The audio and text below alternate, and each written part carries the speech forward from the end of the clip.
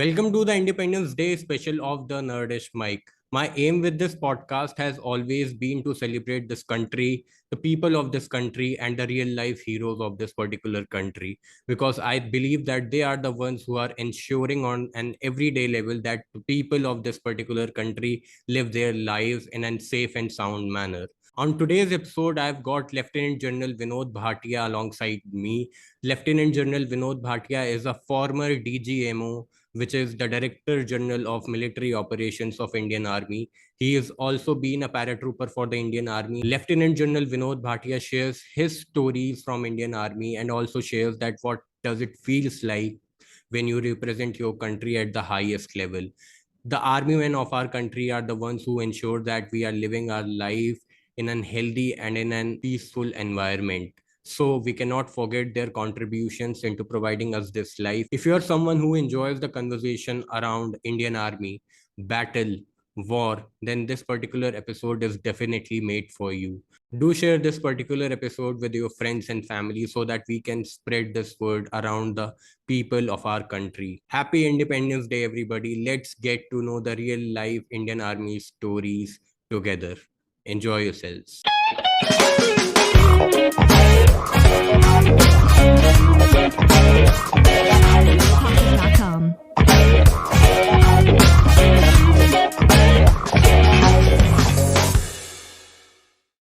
Lieutenant General Vinod Bhatia, sir, absolute honor to have you on the show. Thank you, Prithvi. Jai Hind. Jai Hind, sir. Sir, publicly, I feel like you are one of the most famous and reputed army men. And sir, I also believe that because of your experiences with Indian Army, आपके पास ऐसी बहुत सारी stories और experiences होंगे जो primarily and specifically इस देश के यूथ को पता होने चाहिए. And sir, my mission with this podcast is to talk about those stories a little bit. Sir, to begin with, I would like to talk about your childhood. Sir, क्या आपको बचपन में लगा था कि आप इंडियन आर्मी ज्वाइन करेंगे? प्रीति, बड़े इंटरेस्टिंग क्वेश्चंस हैं. सबसे पहले तो मैं आपका शुक्रगुजार हूँ. Thank you very much. You gave me this honor to be on this platform, and this honor not mine. This go to all the soldiers of the Indian Army and air warriors, sailors of armed forces. Yes. It's not a easy story. अजीब सी कहानी है. मैं third class में पढ़ता था. My father was in Kathmandu. हम वहाँ posted थे वो. तो हमारे साथ में मिलिट्री मिशन हुआ करती थी. तो वहाँ पर मैं फौजियों को अक्सर देखा करता है. I used to look at them, the way they dress up, the way they walk, the way they talk, and you know, बड़ा मीनिंगफुल उनका हर एक चीज बड़ा मीनिंगफुल होता था, बड़ा फोकस होता था. तो मैंने अपने फादर को जाके बोला, I want to join the army. कहता थर्ड क्लास में है, पढ़ता है नहीं स्कूल में, तो कहाँ से आर्मी ज्वाइन करेगा? आर्मी के लिए पढ़ना पड़ता है. मैं सोचा आर्मी में पढ़ता नहीं पढ़ता तो आर्मी ज्वाइन करनी है. I was not interested in studies at all. I was more interested in games. So he said, no, you really can't join the army. वहाँ से कहानी शुरू हो गई मेरी. I remained focused. I was studying St. Xavier's there. Then I came to Delhi. I studied in Mother School, and I was happy in Mother School. It's a very good school. Mother's International School is a very renowned school. And but then I was not, I was focused towards army. Then I went joined Sainik School, Bhadakal, which is in Nainital. And thereafter, I never looked back. From there, I joined the National Defence Academy, the IMA, and I got commissioned to the Parachute Regiment. And 40 years I served in the Parachute Regiment and the Indian Army and the Indian Armed Forces. आज मैं यहाँ हूँ. Sir, I feel like कि एक soldier की life में दो phases होते हैं. पहला फेज होता है सर लर्निंग का फेज, जहाँ पे वो ट्रेनिंग करता है and he does all the learning stuff. whereas the other phase is sir the phase of actuality or reality, sir जहाँ पे वो combat, war और death को experience करता है. Sir, I wanna talk about your first war experiences. Sir, पहली बार जब आपने war experience की तो सर आपके माइंड में उस टाइम क्या चल रहा था? ठीक है, अभी ऐसा है, जो ट्रेनिंग है हमारी कभी खत्म नहीं होती है. इट्स अनएंडिंग ट्रेनिंग होती है वो. चाहे everything is training and training. वो कहते हैं ना, the more you sweat in peace the less you bleed in war. Training जो है बहुत इंपॉर्टेंट होती है उसमें. तो ट्रेनिंग जो है हमारी बहुत ही स्पेशली आर्मी में और पैराशूट रेजिमेंट में बहुत सख्त होती है. बहुत ज़्यादा फोकस होता है ट्रेनिंग के ऊपर. ट्रेनिंग इतनी टफ होती है कि मैं आपको कैसे समझा नहीं सकता. मैं एक आदमी की विल तोड़ देती है. मतलब इमेजिन आप 30-40 किलो उठा के 100 किलोमीटर भाग रहे हो, आसान नहीं होता वो टाइमिंग के साथ, वेपन्स के साथ जंप करना, लेकिन ये सब होता है, एक कम्बैट की तैयारी होती है, तो you always dream of combat, you dream of combat, is not a good dream, but as a youngster जोश होता है, यू आपकी डे ड्रीमिंग, नाइट ड्रीमिंग जो होती है, पूरा आप you want to put that training into practice. लेकिन जब ये combat, unfortunately I was commission after 71 war, जब 71 वॉर हुई तो मैं नेशनल डिफेंस एकेडमी में था, तो मैंने वॉर एक्सपीरियंस नहीं करी, लेकिन उसके बाद बड़ा ही I am very proud soldier, मैंने लगभग इंडियन आर्मी के उसके बाद जितने भी ऑपरेशन हुए हैं, मैं हर एक में हिस्सा लिया है, चाहे वो रक्षक है जहाँ पर जम्मू एंड कश्मीर में, एल्टीट्यूड में, LAC पर, LC पर, और एक हमने ऑपरेशन किया था भूटान के बॉर्डर पे, मालदीव में, तो हर एक जगह जो था, पवन है जैसे, ऑप विजय कारगिल, तो हर एक जगह मैं कहीं ना कहीं उसमें था। और लेकिन जब पहली बारी, जब मेरे ख्याल से, जब मुझे याद है, जब मैं पहली बारी फायर का सामना किया तो बड़ी एक्साइटमेंट थी, और मैं आगे था सबसे, मुझे हमारे दो जवान थे, एक उसमें सिख था, एक बुजुर्ग था, तो उन्होंने मुझे पूछा, कहता है साहब मरना है क्या, पीछे चलो, मैंने कहा नहीं आगे, कहता हम किस लिए, and they were giving body protection. तो मेरी पहली लर्निंग थी कि देखिए हमारे जो सोल्जर्स हैं, एक वो बॉडी प्रोटेक्शन दे सकते हैं, और ये मैंने एक बार नहीं, मैं दूसरी बार भी देखा, मैंने कारगिल में थे, वहाँ काफी फायरिंग हो रही थी, तो फायरिंग करते समय मैंने देखा रात को जवान जो थे, मैं उनको बोला तो अंदर चले जाओ बंकर में, मैं बाहर था बंकर के, क्योंकि मुझे फायरिंग कंडक्ट करनी थी, सबको कोऑर्डिनेट करना था, और आर्टिलरी फायर कंडक्ट कर रहा था मैं, मोटर शूट कंडक्ट कर रहा था, तो उन्होंने बोला नहीं साहब आप बाहर हो, हम बाहर नहीं जा सकते। तो ये मेरा एक्सपीरियंस था अपने जवानों के लिए, कि वो क्या कर सकते हैं आपके लिए जान की कुर्बानी दे रहे हैं एक, लेकिन आपको उनके लिए फिर उतना ही अच्छा होना पड़ता है।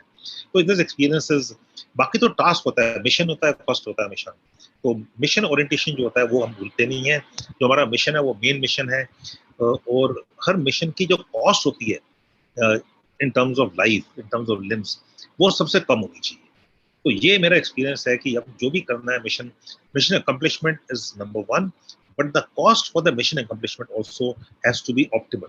इट कैन नॉट बी कि आप चले जाओ और हमारे नुकसान हो जाए, वो भी नहीं हो सकता, ठीक है। तो success and security of your troops is both equally important. किसी भी मिशन को अकम्प्लिश करने से पहले या किसी भी मिशन में जाने से पहले सर आपका मेंटली प्रिपेयर होना कितना ज्यादा मायने रखता है? मेंटल प्रिपरेशन जो है आपको मिशन के सी थ्रू करेगी, आपको जो मेंटल प्रिपरेशन है, आपका जो ट्रेनिंग है, जो प्लानिंग है, जो रिकॉनेसेंस करते हैं उससे पहले, प्लानिंग करते हैं, एग्जीक्यूशन करते हैं, ये सब एक सब कुछ दिमाग से चलता है, मेंटल से चलता है। Physical comes a little much later, physical is a very essential part, but a very later part. जो मेंटल कंडीशनिंग होती है वो सोच में होती है, सोच विचार। तो आपका जो सोच विचार होना चाहिए, आपके जो फोकस होना चाहिए, आपका मुद्दा होना चाहिए, वो हमेशा टॉप पे होना चाहिए। आपका मुद्दा जो है that is the main thing, मतलब ये मेरा मुद्दा है आज का। तो जैसे कि हमें सिखाया जाता है, दिल, दिमाग और कलमे वाली उंगली का तालमेल, तो वो है हमारे में। जब भी हम मिशन में जाते हैं तो हमारा दिल और हमारा दिमाग, और कलमे वाली उंगली में जो index finger, what the actions you do, so there has to be a coordination between all three functions of दिल, दिमाग, कलमे वाली उंगली का। So that is coordination is a must. तो हमारा जो mental preparation है is comes from दिल। So that is the first thing, दिल। अगर दिल ही नहीं है तो हम कुछ नहीं कर सकते। I may be a very good fighter, I may be a marksman, I may be an Olympic gold medalist, but अगर जब सामने दुश्मन का फायर आ रहा है और मैं अपनी आंखें नहीं खोल सकता, तो कोई फायदा नहीं मेरे मार्क्समैन होने का। तो वो गुर्दे की बात होती है, इसको कहते हैं ना, गुर्दा कहते हैं ना, जिसमें दिल होता है जिसमें, तो वो गुर्दा होना चाहिए। तो मेन थिंग इज एटीट्यूड, या गुर्दा 80% 90% गुर्दा होता है, बाकी स्किल्स हैं, स्किल्स बाद में आते हैं, फिजिकल फिटनेस बाद में आती है, ठीक है। एक लीडरशिप और दूसरा गुर्दा, and you have to lead from the front. Indian army में एक लीडरशिप है सिर्फ क्वालिटी, वो है मेरे पीछे मूव, मेरे पीछे मूव, मैं सबसे आगे चलूंगा, आप मेरे पीछे आएंगे, एंड ये सब मानते हैं। अगर आप मेरे पीछे मूव कर सकते हैं, इसका मतलब आपका दिल है, आपका दिमाग है, और आपका एक्शंस ठीक है। I want you to talk about the rescue operation that you did in Maldives, sir. Sir as पर आई नो सर उस टाइम टेक्नोलॉजी इतनी एडवांस नहीं हुआ करती थी, तो sir how difficult was it to do a rescue operation in Maldives with quite inferior can say technology or with quite inferior tactical thinking as well? देखिए technology is only one part, main thing is your training, your mindsets, like ने जैसे पहले बताया आपका attitude का। और उस time पे पैरा ब्रिगेड में आगरा में थे हम, हमारे कमांडर बहुत ही ग्रेट आदमी थे, ब्रिगेडियर बलसारा, एंड उन्होंने बहुत अच्छा ट्रेन कर रखा था। जो यूनिट जब गई तो वो मेरी यूनिट है 6 पैरा, उन्होंने लीड किया उसको। एंड हमारे पास कोई इंटेलिजेंस नहीं थी ना। जब सबसे पहले कॉल मुझे आया था कि हमने मालदीव्स को ऑपरेशन कैरी आउट करना है, ये 10 बजे करीब सुबह दिल्ली से कॉल आया वाइस चीफ का। और हमने तब एकदम ही तैयारी तो क्या, हमने मूवमेंट शुरू कर दी। उस टाइम हमें ये भी नहीं पता था कि मालदीव्स एक्चुअली है कहाँ पर। तब गूगल बात नहीं होती, there is no Google, there is no GPS, there is no intelligence, you couldn't you didn't have any phones, smartphones, any phones for that matter, कि आपने फट से फोन किया, अपना इंटरनेट किया, विकिपीडिया निकाला, जो भी है आपने, आपको पता लग गया information. There was no information whatsoever, but we had a will, we had a self belief कि हम इसको कर सकते हैं। अभी हमें टास्क दिया गया कि वहाँ के जो प्रेसिडेंट है मालदीव्स के, मुझे 3 नवंबर 1988 की बात कर रहा हूँ, सुबह वहाँ पर कू हो गया और मालदीव्स की जो प्रेसिडेंट है उनको रेस्क्यू करके इंडिया लाना है वापस। और जो कू में हमें नहीं पता था माले जो उनका कैपिटल है कितना बड़ा है, एयरफील्ड अलग आइलैंड में है, हलूले में, माले अलग है, हमें ये भी नहीं पता था कि 2 अलग आइलैंड है, बहुत बाद में पता लगा। और पैराशूट करने के लिए हमको we have to para drop, because airfield जो था कैप्चर हो सकता था और कोई भी हो सकता है एयरफील्ड पे, तो पैरा ड्रॉप करना था। पैरा ड्रॉप के लिए जगह चाहिए होती है ना, there is a distance, there is a DZ unit. तो माले तो बहुत छोटे जगह से, about 3.5 square kilometre, that is all Male is all about, the problem 55,000 that time, अभी तो 1 लाख प्लस है। तो हमने जो उसकी जो प्लानिंग करी, जो लीडरशिप थी ब्रिगेडियर बलसारा की, जोशी 6 पैरा के थे, आरजे जनरल कंपनी कमांडर थे, बाकी थे हमारे जवान थे, हम वहाँ लैंड करे, गुरक्रम बेगूर थे जो हमें पायलट कर रहे थे, जो एयरक्राफ्ट में, उन्होंने कितनी दिलदारी दिखाई एक अनसिक्योर्ड एयर स्ट्रिप पे लैंड करने के लिए। क्योंकि जब लैंड कर रहे थे, अगर एक कोई साइकिल भी वहां पर गुजार देता या गाड़ी भी रनवे पर रख देता तो हम सब चले जाते, ठीक है। And we were sure that we can not fail, because failure was not an option. पूरा इंडिया नहीं, पूरा वर्ल्ड हमको देख रहा था कि ये क्या कर सकते हैं। Failure was not an option for us, and success was not a probability, because we had no intelligence, we did not know what हम प्रेसिडेंट को पहचानेंगे कैसे, बताइए।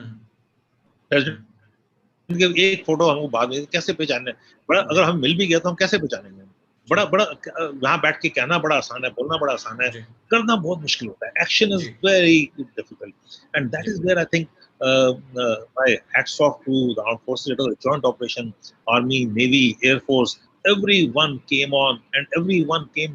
It was just fabulous to see everyone just performing and doing everything out of it. मतलब हम 3-4 रात हमने, मतलब पहले 3-4 रात हम ना सोए ना हमने खाना था हमारे पास, ना कुछ था, लेकिन हमें पता था हमें काम करना है। और फर्स्ट नाइट को हमने जब प्रेसिडेंट को वहाँ पर रेस्क्यू किया, it was a lot of luck also involved, but luck also, as हमारे रेजिमेंट कहते हैं ना, who dares wins, fortune favors the brave.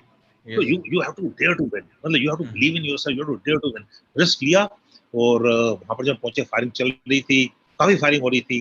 तो वहाँ पर 6 पैरा के जो कॉलम थी, जोशी के नीचे सीओ थे, मेजर ढिल्लन थे, वो गए, ब्रिगेडियर बलसारा डायरेक्ट किया, दूसरे जनरल भाई वहाँ पर थे।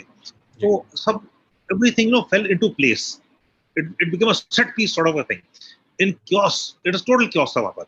लेकिन अभी looking back at it, we made, because of the commander, the leaders, that chaos was organized chaos.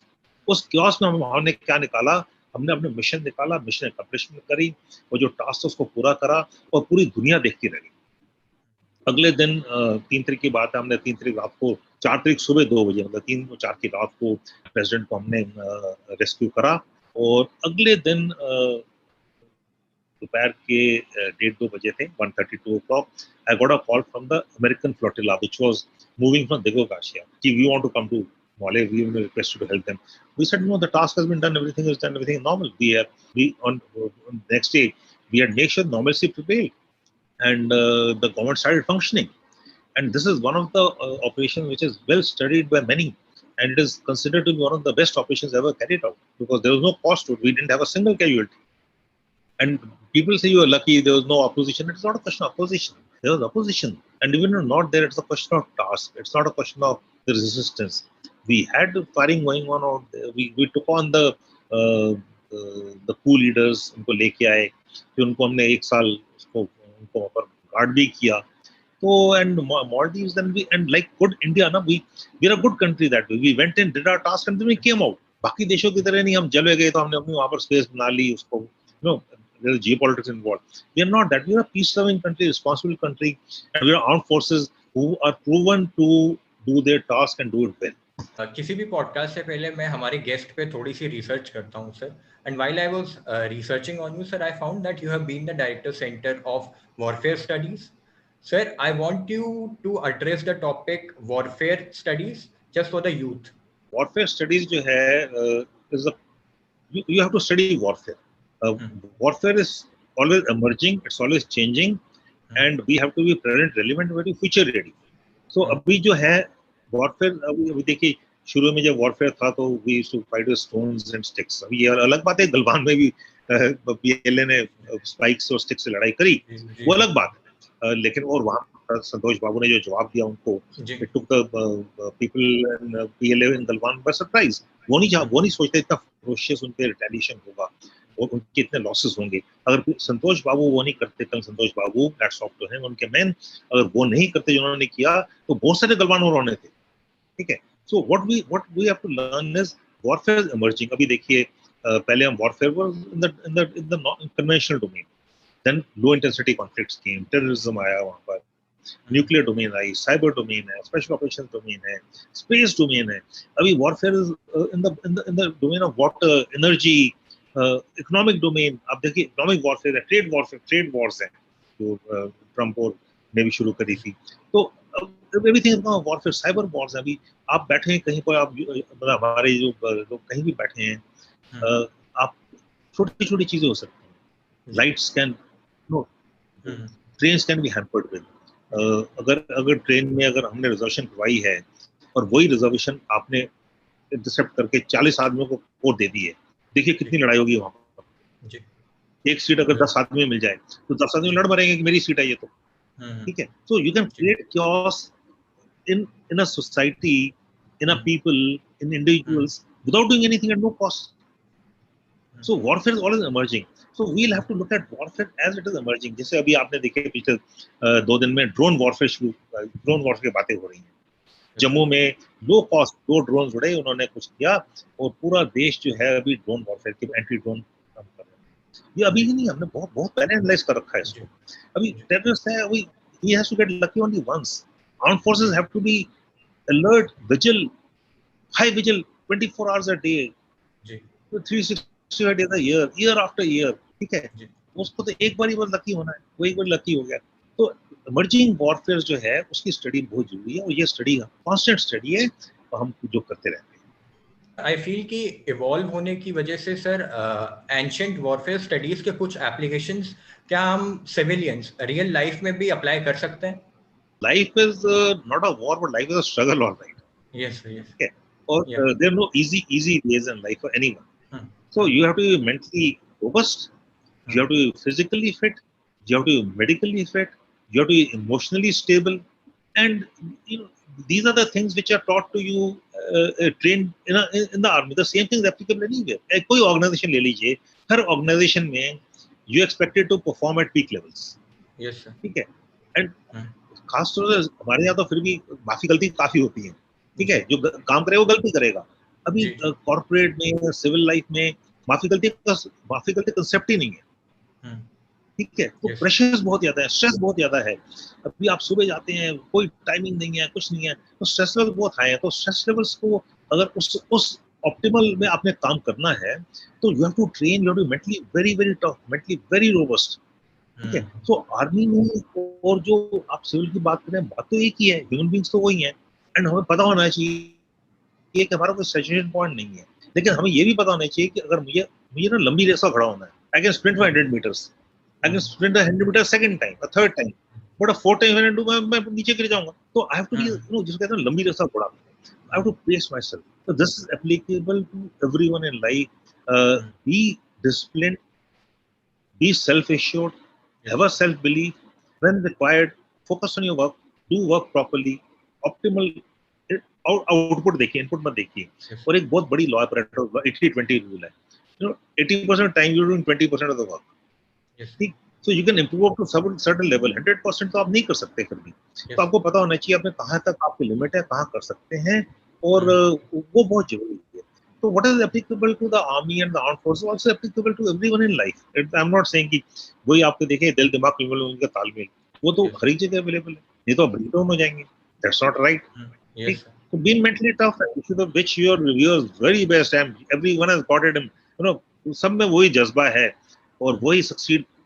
Every man wants to, every person rather, by a man, every one person wants to succeed in any field which he's doing. So I wish you success, but work for it. If you have a wish, you have the power to make it come true. Yes, definitely, sir.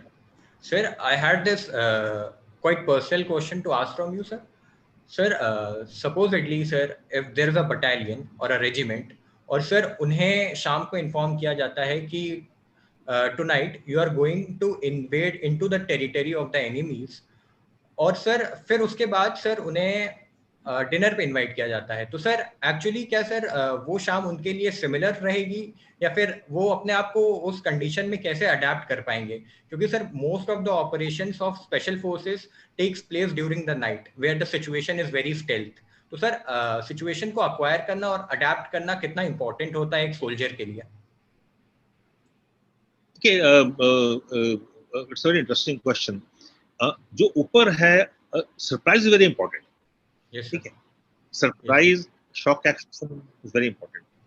So you have to give a semblance of normalcy कि सब कुछ normal है, कुछ नहीं हो रहा. ठीक. अगर आप देखें जब सर्जिकल स्ट्राइक्स हुई, किसी को आइडिया नहीं था सर्जिकल स्ट्राइक होंगे. ठीक, किसी को आइडिया नहीं था, और जिन्होंने करी उन्होंने भी बड़ी जल्दी तैयारी करी होगी, और सब कुछ उन्होंने बड़ा सीक्रेट सा रखा होगा. अब सीक्रेट कैसे रखते हैं? आप अपना रूटीन बनाए रखें. अगर किसी ने आपको डिनर बुलाया, आप डिनर पे जाइए. दैट डज नॉट मीन कि आप उसके बाद काम नहीं कर सकते, बट दिमाग जो है वो पूरा टाइम चलना चाहिए. तो there are ways and means of doing things. So जो कमांडर्स हैं, they will always have to look very calm, very composed. But ऊपर से सब कुछ भी नहीं हो रहा, कुछ भी नहीं हो रहा. जो अंदर से जो चहल पहल चल रही है उसको इंटरनलाइज करना है अपने ट्रूप्स के साथ और एग्जीक्यूट करना है. उसमें कोई दो राह नहीं हो सकती. उसमें कोई वो नहीं कि आप डिनर में आपने अपना सोशलाइजिंग कर रहे हैं तो वो भूल गए ना. फोकस जो होगा हमेशा मिशन पे रहेगा, और ये डिनर को यूज किया जाएगा to give a sense of normalcy, sense of secrecy and to ensure surprise. So ये भी एक तरीका करने का. स्पेशल ऑपरेशंस में जब भी आप स्पेशल ऑपरेशंस करेंगे, आप ये देखेंगे कि बहुत जरूरी होता है कि उसमें सरप्राइज फैक्टर और शॉक फैक्टर जो होगा, that will win the day. So when you achieve surprise, it is all being normal. So you may be having dinner, you may be doing anything. आप घर पे हो, लेकिन आपको जो दिमाग चल रहा है, वो आपका जो काम चल रहा है, वो किसी को नहीं पता होता क्या चल रहा है. So you have to beat the mind of the enemy. You have to beat on the mind space. अभी आप देखिए जब एलसीबी गए होंगे, सब कुछ नॉर्मल होगा उस दिन. And it was dark night, 26 September 2016, dark night, zero moon था उस टाइम. और वहां पर मोस्ट माइंड और मैन लोकेशन है ना एलसी. उसमें से उनको जाना, इंसर्ट करना, 7 टारगेट्स थे, और वहां से एक बार जब टारगेट को डिस्ट्रॉय किया, आपने सरप्राइज चली गई, और सबको वापस लेके आना कितना मुश्किल होगा. अगर हमारा एक भी वहां पर जवान या कोई भी रह जाता वहां पर, तो आपको पता क्या होता वहां पर. मिशन गुड है ना, उसका नमूना बनाया जाता, उसको हर जगह प्रोजेक्ट किया जाता. So it is a very simple one. So to execute it properly, lot of things have to go in, and everything has to fall in the place at the right time, and that is where leadership counts. If a soldier is feeling fearful of the idea from going to the war, तो sir क्या वो चीज group के around वो उसको allow होता है कि वो चीज कन्वे कर सकता है अपने ग्रुप के अराउंड? देखिए ऐसा है, डर सबको लगता है. अगर कोई बोलता है मुझे डर नहीं लगता, तो झूठ बोलता है. और ये फील्ड मार्शल मानेकशॉ ने बोला था एक बारी कि अगर कोई उसे डर नहीं लगता, या वो झूठ बोल रहा है या वो गुरखा है. तो मैं तो नहीं बोलूंगा गुरखा, डर सबको लगता है. और fear is a very normal, it's a very normal feeling, it's a very normal function. अगर मैं बोलूं कि मुझे डर नहीं लगता, मैं जब हवाई जहाज से जंप करता हूँ तो मैं झूठ बोलूं। अगर अब मैं बोलूं कि मुझे डर नहीं लगता अगर मैं जब कम्बैट में जाता हूँ तो मैं झूठ बोलूंगा। लेकिन what happens is the events overtake you, ठीक है। अभी आप डर डर का विचार बाद में आता है, डर का विचार उस टाइम पे नहीं आता, उस टाइम पे जोश होता है, एक जज्बा होता है, मिशन होती है। और आदमी जो सोचता है कि अगर मैं डर दिखाऊंगा तो मेरे बारे में लोग क्या सोचेंगे, ठीक है। हमने उसी एक फैमिली में रहना है, जो भी मेरी फैमिली में 2 महीने छुट्टी जाता हूँ, 10 महीने तो वहीं रहना, अपने अपने साथियों के साथ रहना है मुझे। तो मुझे उनका एक टीम का हिस्सा बन के रहना है। मैं उनको नहीं बोल सकता मैं कमजोर हूँ, क्योंकि अगर मैं एक बोलेगा कमजोर हूँ, दूसरा बोले कमजोर हूँ, तो वो टीम कोलैप्स हो जाती है।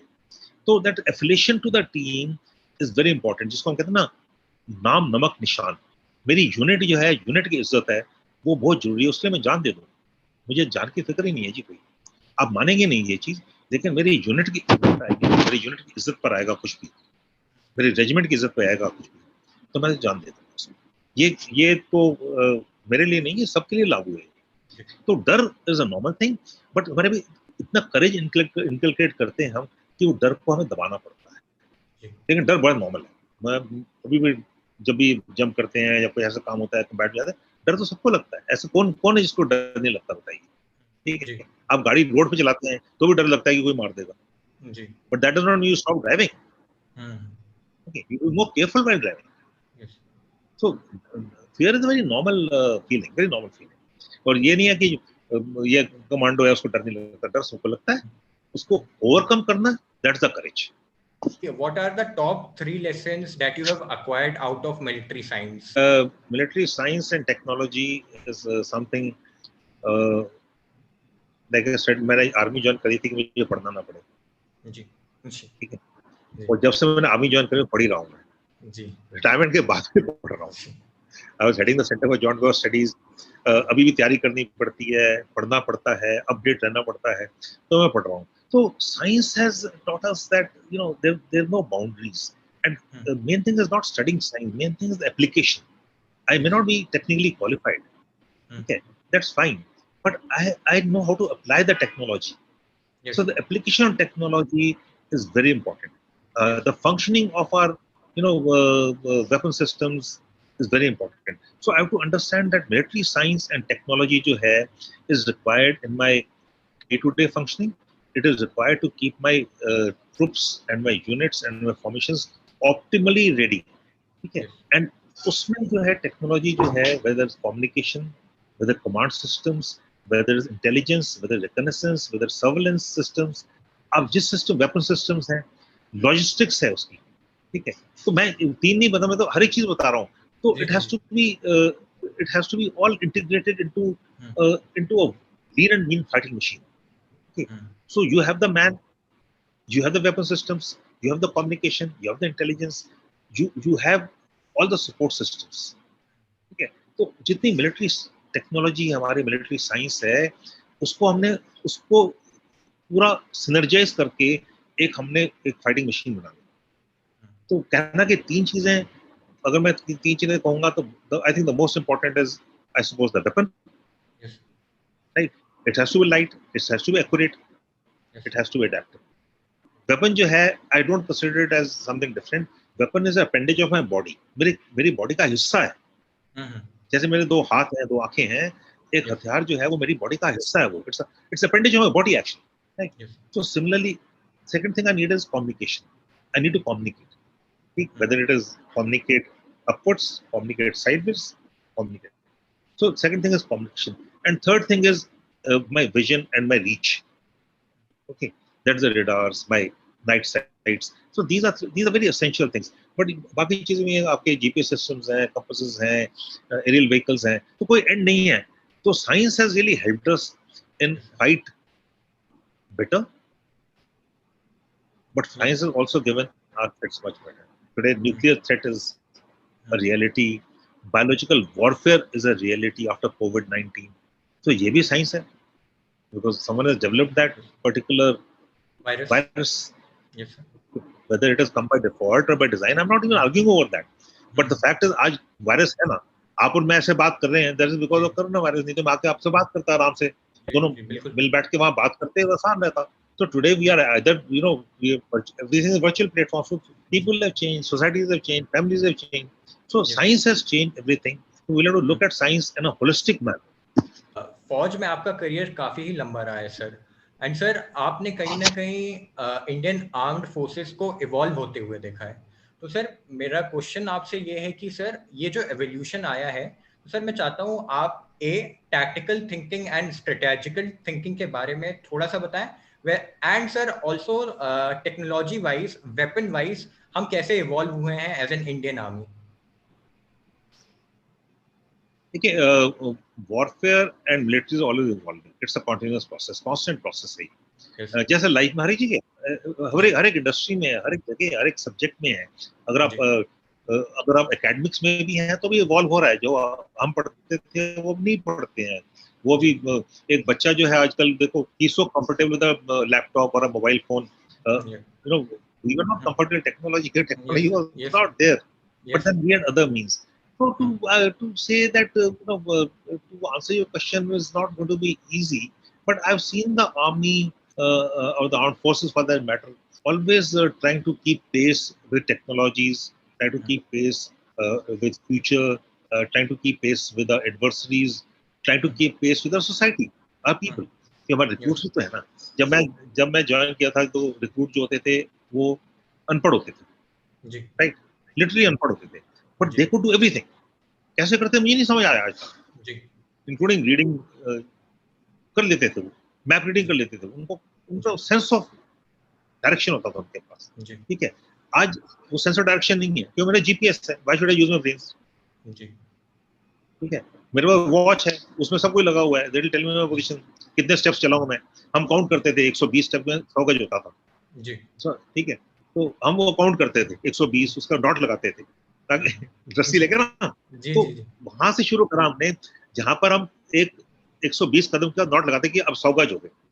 अगर मैं 600 गज जाना है तो मैं देखूंगा कि वहां पर 6 नॉट्स होनी चाहिए. 120 के बाद नॉट लगाते कि 100 गज हो गई. आजकल no one bothered. Everyone has got a mobile and everyone got dates. So this is the evolution which has taken place today. अगर मैं किसी को बोलूंगा कि हम ऐसे करते थे तो सब हंसेंगे मेरे ऊपर. हमारे जो टेलीफोन होते थे वो there was no dialer in that. हम फोन उठाते थे एक्सचेंज में सीधा कि हम इससे बात कर रहे थे, वो करवा देता था. Okay, it was a bar exchange. Okay, right. तो अभी वो मानेगा कि फोन होते थे बिना डायलिंग सिस्टम के. So we have seen the army and the life from there onwards to today, where everything is on the tips of your fingers. But it has become more complicated.